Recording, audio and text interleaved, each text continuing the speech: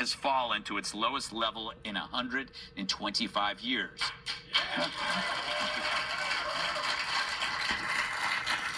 The largest single-year drop in history, the biggest drop in murder since Hillary went on her honeymoon.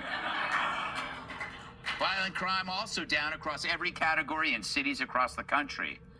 Now, that's neutral, raw data, which should make for an objective headline, you'd think.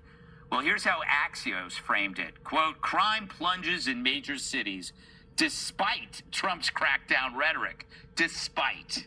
That one word tells you everything. They're basically arguing that crime is down despite the crime crackdown, which is like saying that Titanic sank despite the iceberg. It makes no sense. But this is what you do when you cannot deny numbers that make someone you hate, like Trump, look good. So instead, you manipulate or deliberately misinterpret data to protect the narrative, which is another reason we should always thank Elon for fixing X. Because when Axios tweeted that nonsense, people called it out, and they deleted it faster than a nude photo from Geraldo. And yet, here's another idiot trying to deceive you when faced with numbers.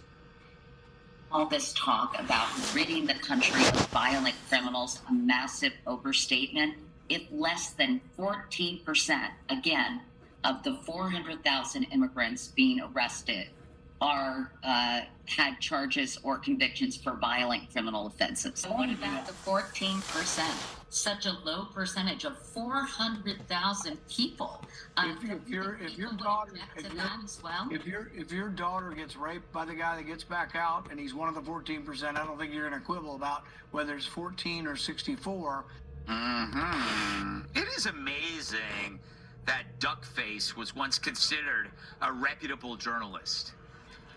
Given that now she's saying that like 50,000 plus perverts and felons is nothing to worry about. But I guess that's what happens when you work with Matt Lauer for so long.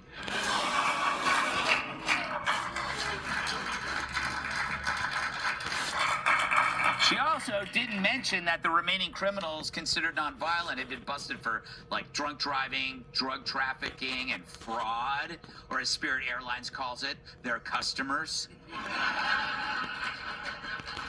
But if that's nonviolent, then it's no wonder they call a gun-wielding madman in a dress a girl, which brings us to the mass shooter in Canada.